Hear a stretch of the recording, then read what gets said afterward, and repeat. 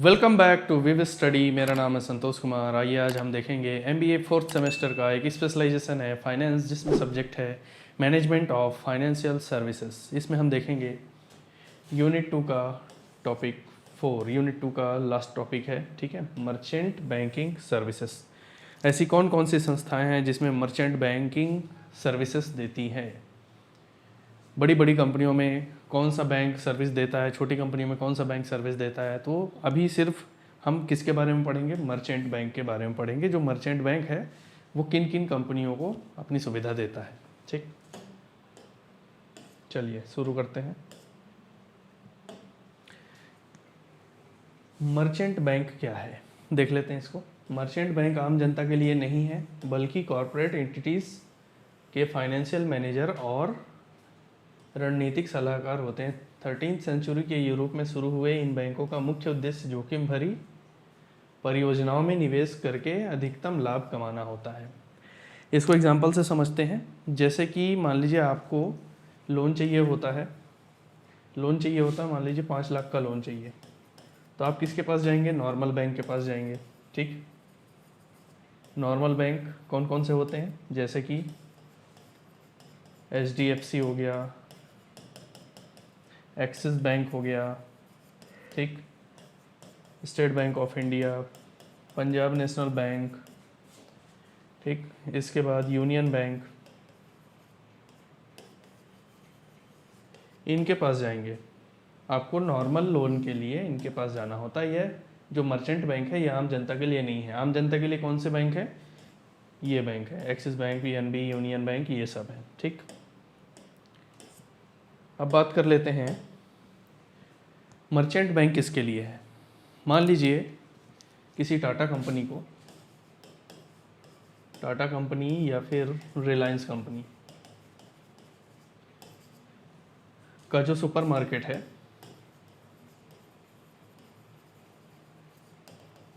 Tata company या Reliance company को अपना सुपरमार्केट खोलना है। पूरे भारत देश में कम से कम 100 स्टोर खोलने हैं।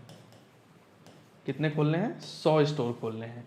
और इसके लिए इन कंपनियों को शेयर के जरिए 1000 करोड़ की ज़रूरत है। शेयर के जरिए 1000 करोड़ की ज़रूरत है। ठीक, तो अगर आप ये कंपनी अगर नॉर्मल बैंक के पास जाती है, HDFC, इन सब के पास, तो वह उनको सीधे मुंह पर ही मना कर देती कि हम नहीं दे पाएंगे। ठीक, तो तब एंट्री होती है किसकी, मर्चेंट बैंक की।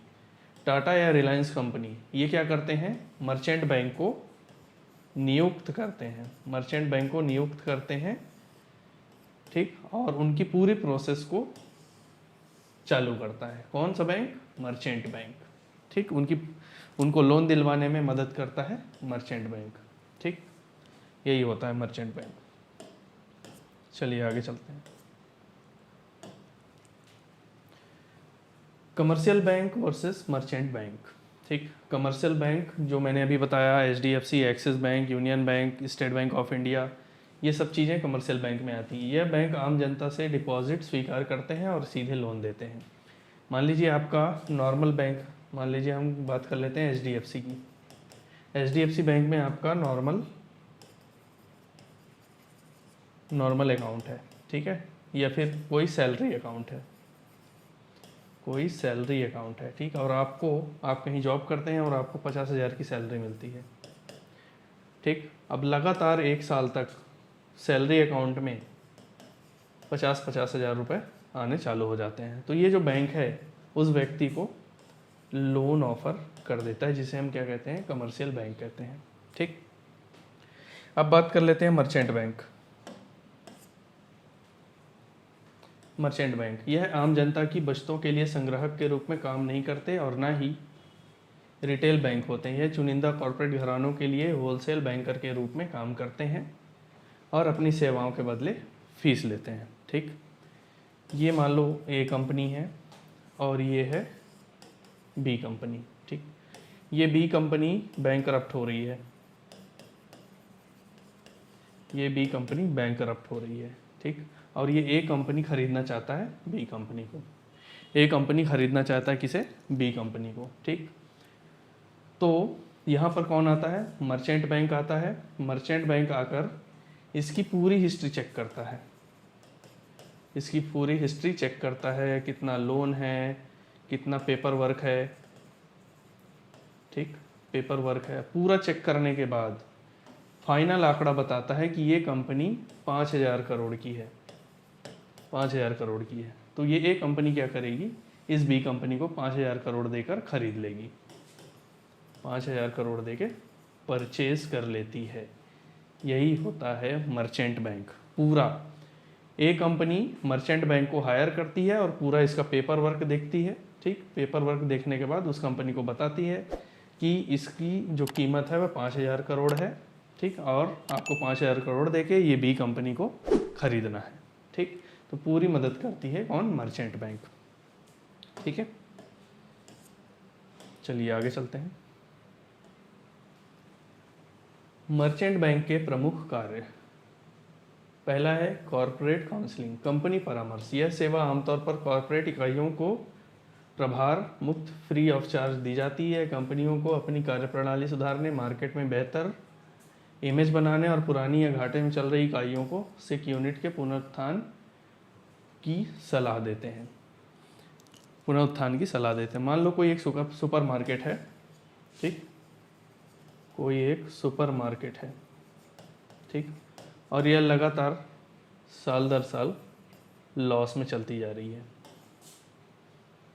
ओल्ड सुपर मार्केट मतलब बहुत पुरानी सुपर मार्केट है, पहले बहुत अच्छा चलती थी लेकिन आने वाले टाइम में यह लॉस में जाने लगी, ठीक, लॉस में जाने लगी। फिर इसके बाद क्या हुआ कि मर्चेंट बैंक की एंट्री होती है। मर्चेंट बैंक की जब एंट्री होती है तो यहाँ पर मर्चेंट बैंक क्या बताता है कि मैं आपके पूरे जो सुपर मार्केट है उनकी कमजोरियों को पता करूँगा। कमजोरियों को पता करने के बाद और भी कई चीज़ें हैं जैसे ख़राब मैनेजमेंट, इन सब चीज़ों को पता करके मैं आपके सुपर मार्केट को प्रॉफिट दिलाने की कोशिश करूँगा, ठीक। ये होता है मर्चेंट बैंक के कार्य। कॉरपोरेट काउंसलिंग मतलब ये सलाह भी देते हैं किसी भी डूबती हुई कंपनी को ऊपर उठाने के लिए। ये है कॉरपोरेट काउंसलिंग। मर्चेंट बैंक इस पर भी कार्य करता है। अब देख लेते हैं प्रोजेक्ट काउंसलिंग। इसमें प्रोजेक्ट के विचार का एक विकास करना, उसकी फैसिबिलिटी रिपोर्ट, संभवता रिपोर्ट तैयार करना, कॉस्ट का अनुमान लगाना और प्रोजेक्ट के कार्यान्वयन के लिए सरकार की अनुमति लेने में सहायता करना शामिल है। जैसे कि कोई एक कंपनी है, कोई एक कंपनी, मान लो कोई एक व्यक्ति है, ठीक, यह क्या स्टार्ट करना चाह रहा है, एक कंपनी स्टार्ट करना चाह रहा है, ठीक, और कंपनी स्टार्ट करने के लिए अपना दिमाग नहीं लगा पा रहा है। तब किसकी एंट्री होती है, मर्चेंट बैंक की एंट्री होती है। मर्चेंट बैंक आता है, उस कंपनी की पूरी आइडिया सुनता है और एक खतरनाक रिपोर्ट बनाता है, बेहतरीन रिपोर्ट बनाता है, उसके कॉस्ट का अनुमान लगाता है और प्रोजेक्ट के लिए सरकार से परमिशन की अनुमति दिलाने की कोशिश करता है, ठीक। तो ये होता है क्या, प्रोजेक्ट काउंसलिंग।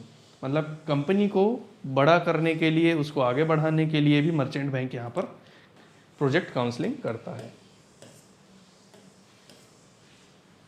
आइए आगे देखते हैं। कैपिटल रिस्ट्रक्चरिंग, कॉरपोरेट इकाई की कैपिटल स्ट्रक्चर, पूंजी संरचना का परीक्षण करना और कानूनी आवश्यकताओं के अनुसार उसमें उचित बदलाव का सुझाव देना, ये सब शामिल है किसमें, कैपिटल रिस्ट्रक्चरिंग में। मान लो कोई एक कंपनी है जिसके पास 1,000 करोड़ रुपए पड़े हुए हैं, 1,000 करोड़ रुपए पड़े हुए हैं किसी कंपनी का, मतलब उसके पास 1,000 करोड़ रुपए पड़े हुए हैं, ठीक। और वो कंपनी सोचती है कि इस 1,000 करोड़ रुपए का शेयर होल्डर्स, जो उस कंपनी के शेयर होल्डर्स हैं, उनको क्या देना है, बोनस देना है, ठीक, बोनस देना है, बोनस इशू करना है। लेकिन ये कंपनी अकेले नहीं कर पाती है, तो यहाँ पर किसकी एंट्री होती है, मर्चेंट बैंक की एंट्री होती है। मर्चेंट बैंक की यहाँ पर एंट्री होती है और मर्चेंट बैंक क्या करता है, पूरा पेपर वर्क करता है और ये 1,000 करोड़ रुपए क्या करता है, शेयर होल्डर में बांटने के लिए पूरा पेपर वर्क करता है। तो मर्चेंट बैंक कैपिटल रिस्ट्रक्चरिंग भी करता है, ठीक। चलिए आगे चलते हैं। इशू मैनेजमेंट, निर्गम प्रबंधन, कंपनियों को स्टॉक मार्केट में लाकर कैपिटल जुटाने के लिए नए शेयर्स या डिबेंचर के सार्वजनिक निर्गमों पब्लिक इशूज़ का प्रबंधन करना, इसमें प्रॉस्पेक्टस विवरण पत्रिका तैयार करना और बजट बनाना शामिल है। यहाँ पर हम देख लेते हैं, मान लीजिए कोई एक मोबाइल कंपनी है, ठीक, मोबाइल कंपनी, ठीक, और ये अपने कंपनी का शेयर क्या करना चाहती है, जनता को बेचना चाहती है। क्या निकालना चाहती है, पहली बार आईपीओ निकालना चाहती है। तो यह तो मोबाइल कंपनी के बस की बात नहीं है कि वो अकेले ये सब कर सके, ठीक। तो यहाँ पर किसको हायर करती है, मर्चेंट बैंक को हायर करती है, ठीक। और मर्चेंट बैंक यह डिसाइड करता है कि इसके शेयर की कीमत 100 रुपये होनी चाहिए या फिर 500 रुपये होनी चाहिए, ठीक। तो कौन डिसाइड करता है, मर्चेंट बैंक डिसाइड करता है, और उसका पूरा पेपर वर्क मर्चेंट बैंक देखता है, और तब जाके क्या निकाला जाता है, आईपीओ निकाला जाता है। तब जाके पब्लिक के सामने क्या आता है, पब्लिक के सामने आईपीओ का शेयर आता है, और लोग उसे 500 रुपये या फिर 1000 रुपये में खरीदने के लिए तैयार हो जाते हैं, ठीक। तो मर्चेंट बैंक अपना रोल यहाँ भी अदा करता है। चलिए आगे चलते हैं। लोन सिंडिकेशन, विभिन्न बैंकों और फाइनेंशियल इंस्टीट्यूशन से बड़े शॉर्ट टर्म और लॉन्ग टर्म क्रेडिट प्राप्त करने के लिए प्रोजेक्ट रिपोर्ट और लोन एप्लीकेशन तैयार करने में विशिष्ट सेवाएं देना। जैसे कि मान लो किसी कंपनी को एक प्रोजेक्ट मिला है, किसी कंपनी को क्या मिला, एक प्रोजेक्ट मिलता है, क्या बनाने के लिए, कॉलेज का कैंपस बनाने के लिए, कॉलेज का कैंपस बनाने के लिए एक कॉन्ट्रैक्ट मिलता है इस कंपनी को। अब ये कंपनी नॉर्मल बैंक के पास जाती है, कहती है कि मुझे कॉलेज कैंपस बनाने के लिए 400 करोड़ की ज़रूरत है। तो जो नॉर्मल बैंक होते हैं, HDFC bank, axis bank, commercial bank कहा जाता है इन्हें, ठीक, तो वो लोग इसके मुंह पर ही मना कर देते हैं कि हम आपको नहीं दे सकते। फिर यहाँ पर क्या होता है, मर्चेंट बैंक की एंट्री होती है। अब मर्चेंट बैंक क्या करेगा, 4 बैंक को इकट्ठा करेगा, ठीक, इन 4 बैंक को इकट्ठा करता है और उनका एक ग्रुप बनाता है।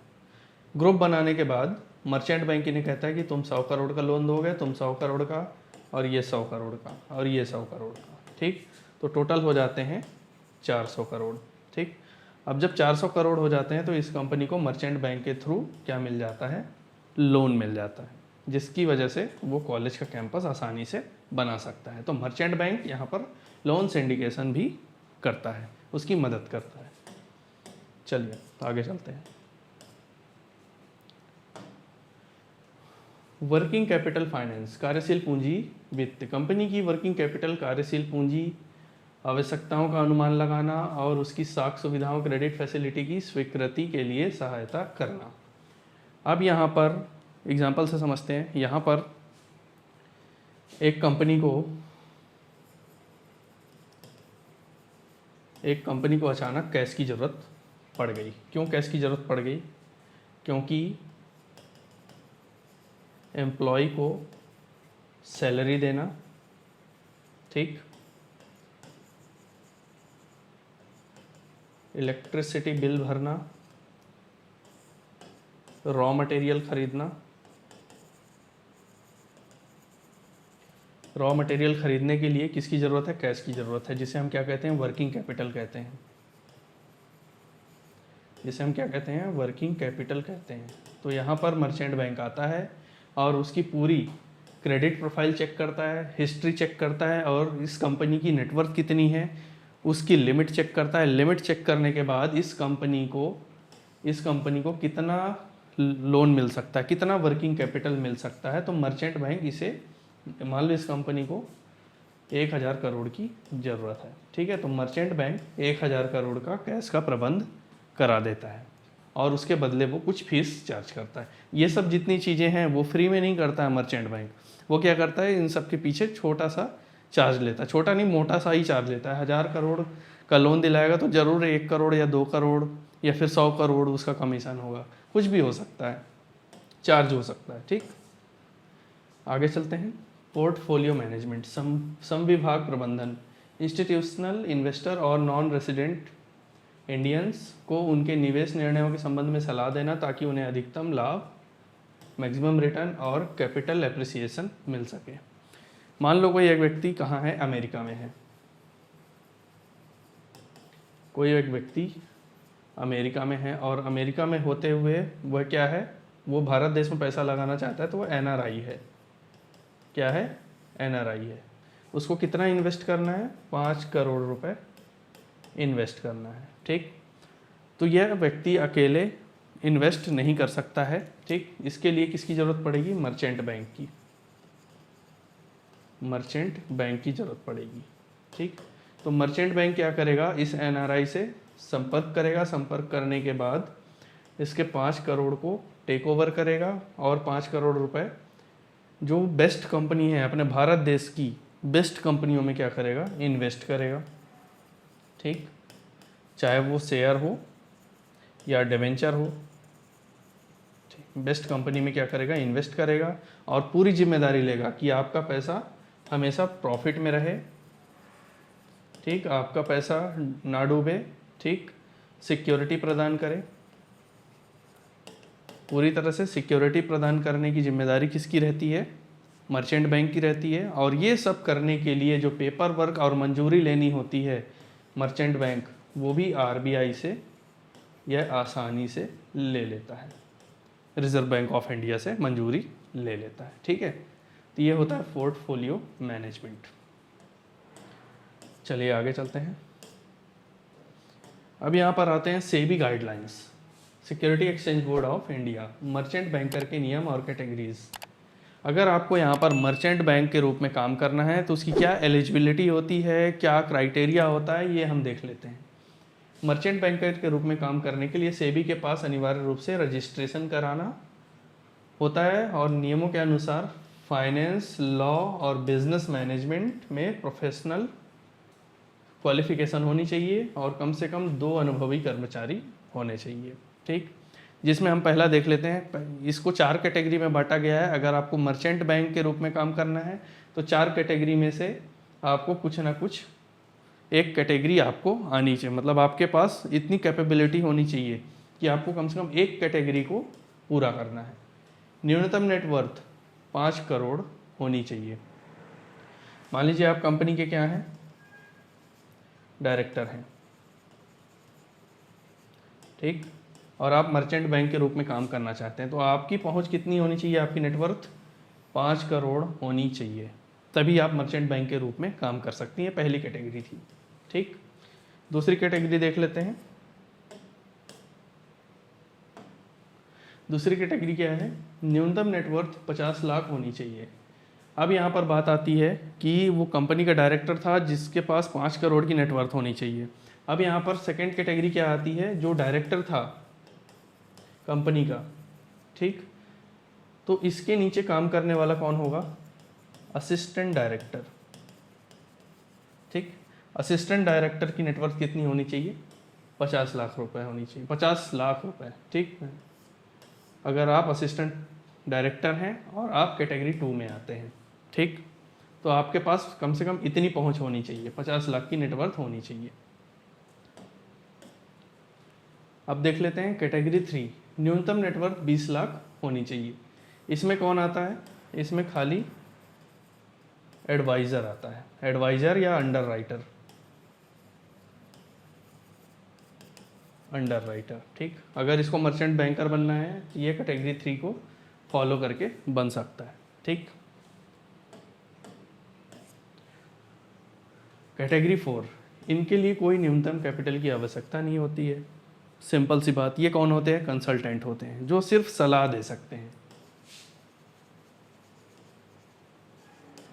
ये कौन होते हैं? कंसल्टेंट होते हैं जो सिर्फ सलाह दे सकते हैं। इनको किस कैटेगरी में रखा गया है? कैटेगरी 4 में रखा गया है। ठीक, सो लास्ट में थैंक यू। आई होप आप लोगों को ये टॉपिक समझ में आया होगा। Thank you so much.